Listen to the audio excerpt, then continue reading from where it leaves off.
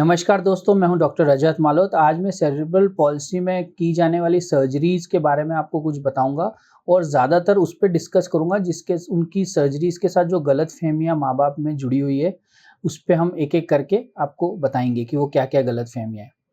दोस्तों, cerebral palsy जो है एक मल्टीडिसिप्लिनरी अप्रोच के साथ उसका इलाज किया जाता है, जिसमें कि physiotherapy, paediatric orthopaedic surgeon, paediatric neurologist, occupational therapist, vocational या स्पीच थेरेपिस्ट, इन सब का रोल होता है एक बच्चे को रिजल्ट देने में। कतई भी ये एक ही डॉक्टर से ठीक होने वाली बीमारी नहीं है। सेरेब्रल पॉल्सी जो कि बच्चों में दिमाग में ऑक्सीजन की कमी होने की वजह से जो ब्रेन क्षतिग्रस्त होता है, उसकी वजह से जो बीमारी होती है उसको हम सेरेब्रल पॉल्सी बोलते हैं। माँ बाप में जो सबसे पहली जो गलत फहमी है वो ये है कि चूंकि दिमाग का डैमेज हुआ है तो इसको जो ठीक करते हैं वो सिर्फ दिमाग के डॉक्टर होते हैं, यानी वो न्यूरोलॉजिस्ट या न्यूरोसर्जन होते हैं। मैं उनको ये बताना चाहता हूँ कि ये सबसे बड़ी गलतफहमी है। जो ब्रेन का जो डैमेज होता है वो एक बार हो जाता है, वो वापस बढ़ता नहीं है और इसमें किसी भी प्रकार का कोई इलाज नहीं होता है न्यूरोलॉजिस्ट या न्यूरोसर्जन द्वारा। वो एक स्टैटिक ब्रेन डैमेज है। उसकी वजह से जो भी दुष्प्रभाव आए हैं उसका इलाज किया जाता है। जैसे कि यदि बच्चे के जो है बच्चे को तान आती है या सीजर आते हैं, तो बच्चों के न्यूरोलॉजिस्ट यानी वो देखेंगे उसको, उस टाइम पे न्यूरोलॉजिस्ट का रोल है। अगर बच्चे के हाथ पैरों में टाइटनेस आई है तो उसमें ज़्यादातर न्यूरोलॉजिस्ट का कोई रोल नहीं है, उसमें काम आता है फिजियोथेरेपिस्ट और बच्चों के ऑर्थोपेडिक सर्जन, जिसको हम पीडियाट्रिक ऑर्थोपेडिक सर्जन बोलते हैं। दूसरी चीज़, यदि बच्चे को बोलने में तकलीफ है तो स्पीच थेरेपिस्ट का होगा। अगर उसमें हियरिंग लॉस है तो बच्चे को ईएनटी स्पेशलिस्ट को के द्वारा दिखाए जाएंगे। तो जो माँ-बाप की जो सबसे बड़ी गलतफ़हमी वो ये है कि अगर बच्चे को सेरेब्रल पॉल्सी या दिमाग में डैमेज हुआ है तो सिर्फ न्यूरोलॉजिस्ट को दिखाना है, वो बिल्कुल गलत। दूसरी चीज़, बहुत बड़ी गलतफ़हमी है कि सेरेब्रल पॉल्सी में सर्जरी कराने से बच्चा और ज़्यादा बैठ जाएगा, यानी बच्चे की हालत और ख़राब हो जाएगी। ये 100% रॉन्ग स्टेटमेंट है। हमारे पास बहुत सारे ऐसे पेशेंट्स हैं जिनका हमने सर्जरी किया है और उनको मिरेकल यानी उनको अविश्वसनीय तरीके से उनको रिजल्ट मिले हैं और उसको चलने लगे हैं। किंतु ये बात हम बिल्कुल नहीं कहेंगे कि सेरेब्रल पॉल्सी का हर बच्चा सर्जरी के बाद चलने लग जाएगा। ऐसा कोई ऑपरेशन नहीं होता है, क्योंकि सेरेब्रल पॉल्सी की कुछ ग्रेडिंग होती है और उसको हम जीएमएफसीएस स्कोर बोलते हैं। इस स्कोर के आधार पे हम ये डिसाइड करते हैं कि कौन सा बच्चा चल सकता है, कौन सा बच्चा नहीं चल सकता।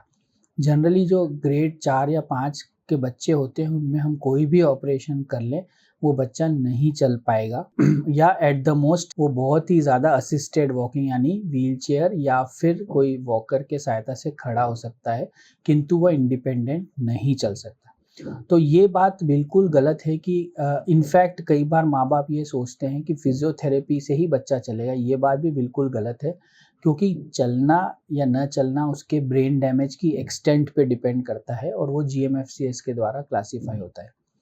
जीएमएफसीएस 1-2 के बच्चे चल लेते हैं और उनको अच्छी फिजियोथेरेपी मिले तो वो और अच्छा परफॉर्म करते हैं, या उनका टाइम पे सर्जरी किया जाए तो वो उनको रिजल्ट्स बहुत अच्छे होते हैं। तीसरा, जो माँ-बाप हमेशा ये कन्फ्यूजन लेके आते हैं कि जो सेरेब्रल पॉल्सी की सर्जरी एक ही बार की जा सकती है, यानी आप 18 साल तक रुके, तो मैं ये बताना चाहता हूँ कि ये सबसे बड़ा गलतफ़हमी है, क्योंकि 18 साल तक वेट करने में बच्चे की जो टाइटनेस है वो इतना ज़्यादा हो जाएगी कॉन्ट्रैक्चर कि बच्चा जो है, चलता हुआ बच्चा जो है वो बिल्कुल बैठ जाएगा। तो उस स्टेज तक हमको नहीं लेके जाना है। सेरेब्रल पॉल्सी में सर्जरी को 2 बार भी किया जा सकता है, 3 बार भी किया जा सकता है। ये पेरेंट्स में एक गलतफ़हमी बनी हुई है कि सर्जरी एक ही बार की जाती है, उसके पहले आप सिर्फ एक्सरसाइज करो, ऐसा नहीं है। मेरे पास कुछ बच्चे हैं जिनका मैंने 4 साल पे सर्जरी किया, वो अच्छा चलने लगे।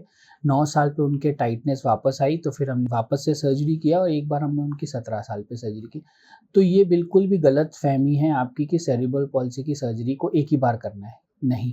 जब हमें लग रहा है कि हम फिजियोथेरेपी करा रहे हैं और फिजियोथेरेपी के बाद हमारे रिजल्ट्स अच्छे नहीं आ रहे हैं या फिर टाइटनेस बढ़ रही है, उस स्टेज पे हम सर्जरी का विकल्प चुन सकते हैं और हम अच्छे रिजल्ट्स को पा सकते हैं। फोर्थ और जो सबसे इम्पोर्टेंट जो मैं आपको ये बताना चाहूँगा कि ज़्यादातर पेरेंट्स ऐसे बच्चों का एग्ज़ाम्पल देते हैं कि हमारे बगल में किसी ने सर्जरी कराई और वो सर्जरी से ठीक होने की बजाय इनफैक्ट वो अब चल ही नहीं पाता। फ्रेंड्स, ऐसा नहीं है। हम आपको ये समझाना चाहेंगे कि सेरेब्रल पॉल्सी की सर्जरी स्पेशलिस्ट ऑर्थोपेडिक सर्जन के द्वारा की जाती है और हम काफ़ी सालों से इन सर्जरीज़ को कर रहे हैं। यदि आप इनएक्सपीरियंस्ड डॉक्टर से या फिर जो क्वालिफ़ाइड नहीं है उनसे आप करवाएँगे तो हो सकता है आपको रिज़ल्ट्स ख़राब मिलें। किंतु अगर आप एक्सपीरियंस्ड डॉक्टर से सर्जरी कराएँगे तो ये बहुत रेयर चांस है कि आपके बच्चे को हो सकता है 100% फ़ायदा ना हो, लेकिन आपकी जो बच्चे की करंट कंडीशन है उससे वो बहुत अच्छा हो जाएगा।